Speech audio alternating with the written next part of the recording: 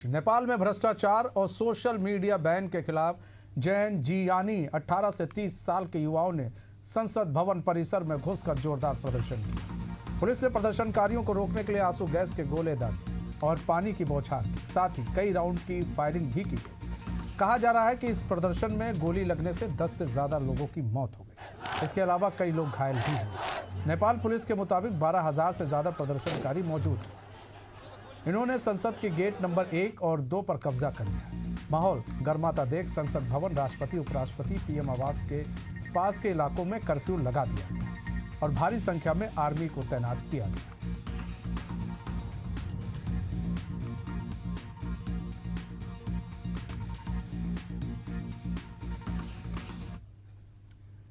छत्तीसगढ़ के बिलासपुर में मंगलवार को वोट चोरी को लेकर कांग्रेस बड़ी जनसभा करने वाली है, जिसको लेकर उप मुख्यमंत्री विजय शर्मा का बयान सामने आया, जिसमें उन्होंने कहा कि वोट चोरी कोई मसला नहीं है। राहुल गांधी ने मुद्दा उठाया और कांग्रेस पीछे पीछे चल गई। वह कांग्रेस नेता राहुल गांधी पर हमला करते हुए बोले कि वे कोई पोलिंग एजेंट, काउंटिंग एजेंट नहीं रहे, इसलिए उन्हें मालूम नहीं कि एक एक मतदाता के नाम पर सूची में टिकट होता है। तो सरासर ये तो जनता बहुत अच्छे से जानती है कि वोट चोरी वाला कोई मसला होता ही नहीं है। राहुल गांधी जी ने शिगुफा उठा दिया, उनके पीछे पीछे इनको दौड़ना पड़ रहा है। ये भी मन ही मन मान रहे होंगे कि भैया ऐसा कुछ होता है नहीं।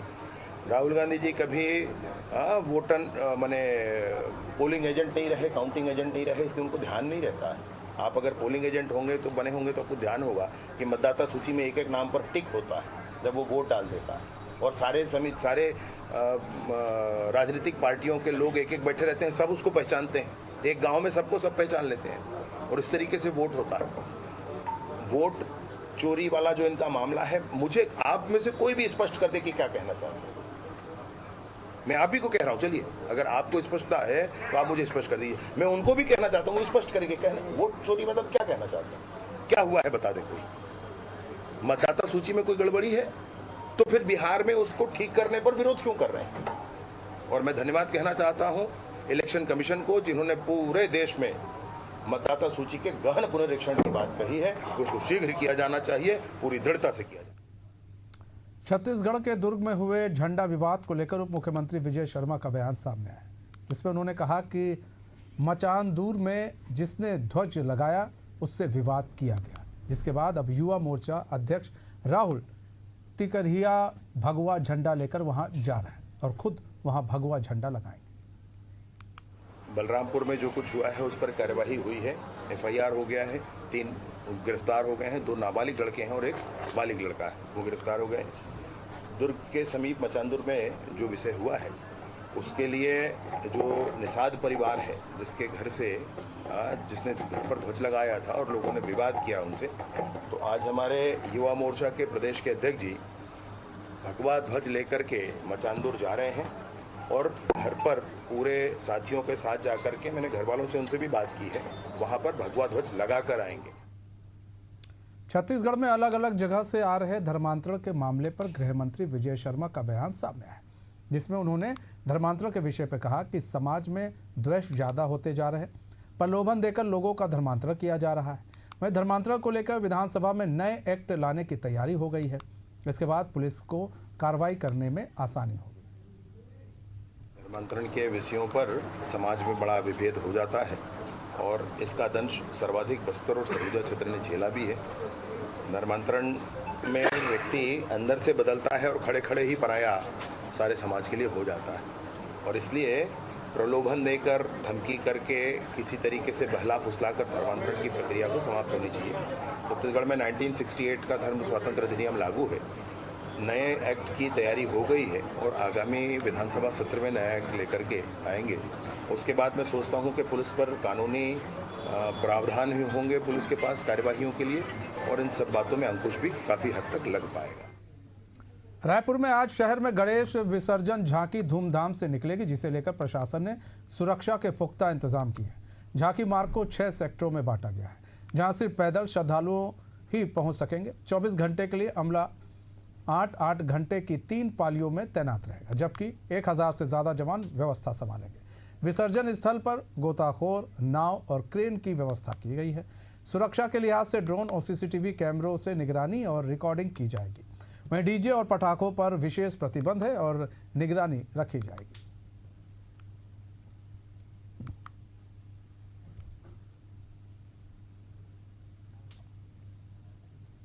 उत्तराखंड में भूकंप और भूस्खलन को लेकर आईआईटी रुड़की ने पहली बार जिलावार अध्ययन किया। इस रिपोर्ट के मुताबिक रुद्रप्रयाग को सबसे संवेदनशील जिला बताया गया।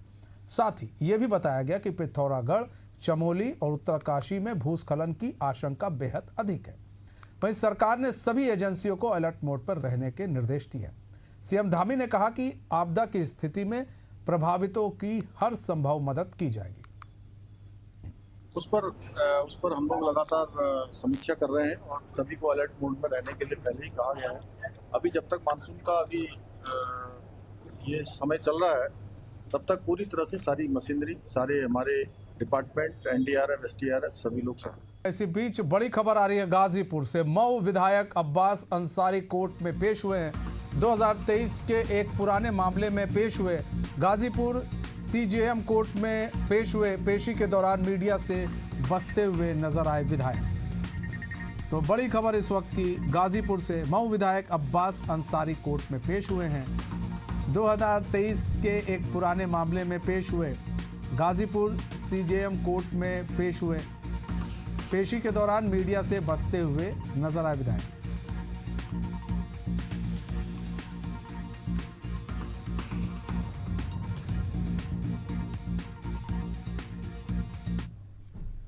झारखंड के स्वास्थ्य मंत्री इरफान अंसारी को जान से मारने की धमकी मिली है। जिस नंबर से इरफान अंसारी को धमकी मिली उसका सिम उत्तर प्रदेश से खरीदा गया है। बोकारो परिषद में मीडिया से बात करते हुए स्वास्थ्य मंत्री ने कहा कि मैं ऐसी धमकियों से डरने वाला नहीं हूं। वहीं मंत्री के पीए ने बताया कि इसकी जानकारी एसपी को दे दी गई है और मंत्री की सुरक्षा व्यवस्था को और भी मजबूत करने की जरूरत है।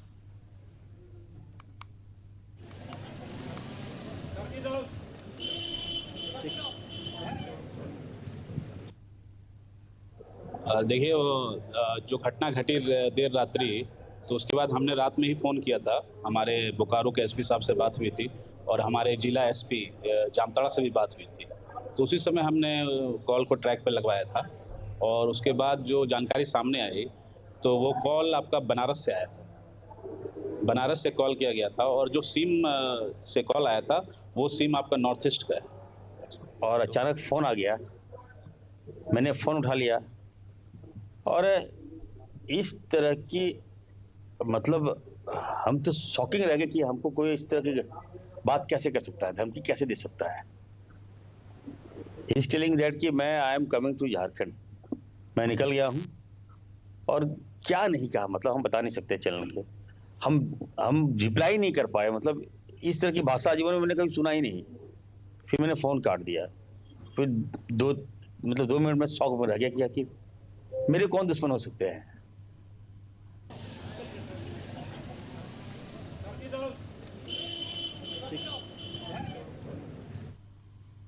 उत्तराखंड में नकली दवाओं के कारोबार पर अब धामी सरकार ने बड़ा शिकंजा कसा है। मुख्यमंत्री पुष्कर सिंह धामी ने जिलाधिकारियों, पुलिस और स्वास्थ्य विभाग को निर्देश दिए हैं कि राज्य भर में सघन अभियान चलाकर नकली दवाओं के पूरे नेटवर्क को ध्वस्त किया जाए।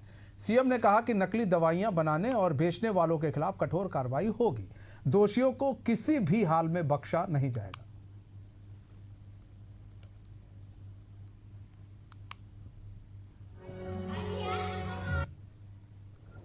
ये बहुत गंभीर विषय बार बार आ रहा है कि जगह जगह पर जो है इस प्रकार की शिकायतें मिल रही थी। उसके लिए हमने सख्त कार्रवाई के आदेश दिए हैं और जो भी इसमें दोषी पाया जाएगा, पकड़ा जाएगा, उनके खिलाफ हम कठोर कार्रवाई करेंगे, क्योंकि ये बहुत गंभीर विषय है। लोगों को जो है नकली दवाइयाँ किसी भी कीमत पर नहीं मिलनी चाहिए और जो भी इसमें ऐसे अपराध में पाया जाएगा और जो लोग इसके सप्लाई करने वाले होंगे उनके खिलाफ भी हम अंतिम चरण तक इस पर कार्रवाई करेंगे। इसी बीच बड़ी खबर जालौन से आ रही है। ट्रक डंपर ऑपरेटर्स ने उठाई आवाज। मनमानी चालान और अवैध वसूली से परेशान। परिवहन विभाग द्वारा निर्धारित रेट की मांगे पूरी नहीं होने पर मुख्यमंत्री को ज्ञापन देने की कही बात। तो बड़ी खबर आपको बता रहे जालौन से, ट्रक डंपर ऑपरेटर्स ने उठाई आवाज। मनमानी चालान और अवैध वसूली से परेशान परिवहन विभाग द्वारा निर्धारित रेट की मांगे पूरी नहीं होने पर मुख्यमंत्री को ज्ञापन देने की कही बात।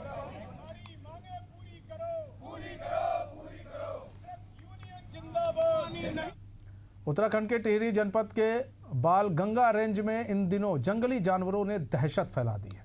एक तरफ जहां कुछ गांवों में गुलदार का खौफ देखने को मिल रहा है, तो वहीं बूढ़ा केदार के कई गांवों में जंगली भालू और सुअरों ने लोगों का जीना मुहाल कर दिया। हालांकि वन विभाग की टीम लगातार नजर बनाए हुए वह ग्रामीणों से शाम के बाद अकेले बाहर न निकलने और अपने आसपास की झाड़ियों को काटने की अपील की गई है। सुरक्षित रहें। क्षेत्र के दुपहिया वाहन चालकों से वन विभाग विशेष अपील करता है, अकेले बाहर न जाएं। रात्रि के समय घर। इसी बीच बड़ी खबर ललितपुर से आ रही है। नाराहाट में एक व्यापारी की अपहरण की कोशिश हुई है। सीसीटीवी कैमरे में हुए किडनैप पर कैद पाली तहसील अंतर्गत नाराहाट का मामला। तो बड़ी खबर ललितपुर से, नाराहाट में एक व्यापारी की अपहरण की कोशिश, सीसीटीवी कैमरे में कैद हुए किडनैपर पाली तहसील अंतर्गत नाराहाट का मामला बताया जा रहा है।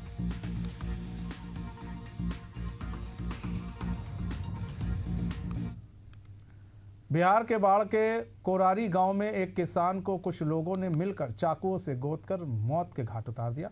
वारदात को अंजाम देने के बाद सभी बदमाश मौके से फरार हो गए। इस हादसे से स्थानीय लोगों में दहशत का माहौल है। लोगों ने घटना की जानकारी तत्काल पुलिस को दी। सूचना मिलने पर पुलिस शव को कब्जे में लेकर फरार आरोपियों की तलाश में जुट गई है। शैलेंद्र महतो जी, हमारे मोबाइल पर सूचना दिया गया कि कोरारी गांव में एक विपिन उर्फ टुल्लू महतो की चाकू गोदकर निशंस हत्या कर दी गई है। उनका सूचना पाकर हमने दल बल के साथ कोरारी गांव में विपिन मृतक विपिन के घर पहुंचे तो देखे कि चाकू गोद करके निशंस हत्या किया और बड़ी घर में पड़ा हुआ है। बड़ी खबर बाराबंकी से आ रही है। तालाब में मिला 3 दिन से लापता युवक का शव। 36 वर्षीय नितिन सोनी के रूप में हुई मृतक की पहचान। पुलिस ने शव को पोस्टमार्टम के लिए भेजा। 3 दिन पहले बाजार के लिए निकला था युवक। तो बाराबंकी से बड़ी खबर, लापता युवक का शव तालाब में मिला है।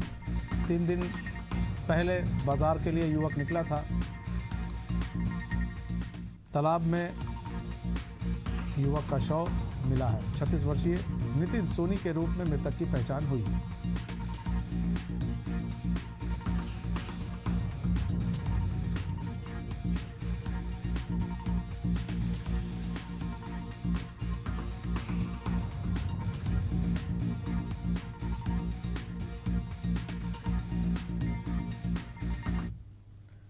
प्रयागराज से बड़ी खबर आ रही है। कलयुगी बाप ने बेटे को मौत के घाट उतारा। शराब के नशे में हत्या कर दी। पुलिस ने आरोपी पिता को गिरफ्तार किया है। सोराव थाना क्षेत्र का मामला बताया जा रहा है। तो बड़ी खबर प्रयागराज से, कलयुगी बाप ने बेटे को मौत के घाट उतार दिया। शराब के नशे में हत्या की गई। पुलिस ने आरोपी पिता को गिरफ्तार किया है। सोराव थाना क्षेत्र का मामला बताया जा रहा है।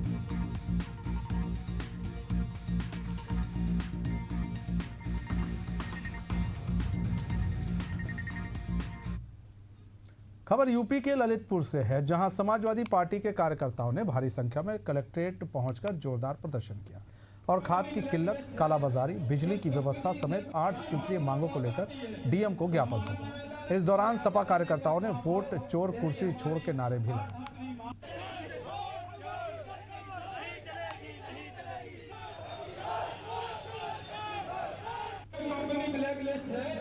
उस कंपनी से बहुत आती है, तो हमारा निवेदन पर्याप्त देने का काम हो। यही हमारी 8 सूत्री मांग।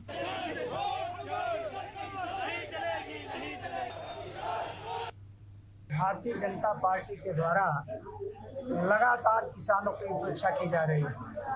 उनको न तो खाद मुहैया हो पा रही है, न जो उनके अन्य सुविधाएं हैं उसको मुहैया कराया जा रहा है, और बिजली का मीटर शिक्षा, बहुत सारी जो समस्याएं हैं, जिला अध्यक्ष के नेतृत्व में आज हमारी जो मांगे हैं वो डीएम के माध्यम से ही सरकार तक जाए, ये ज्ञापन सौंपा गया है। और ये भी आप लोगों के माध्यम से कहना चाहता हूँ कि सरकार के जो यहाँ नुमाइंदे हैं वो आपस में जो भ्रष्टाचार में लिप्ते हुए हैं उससे उबर करके इनको जन समस्याओं को लेकर ध्यान देना चाहिए। और अभी हाल ही में भारतीय जनता पार्टी के प्रदेश के अध्यक्ष भूपेंद्र सिंह चौधरी वो ये बोल रहे हैं कि भारतीय जनता पार्टी के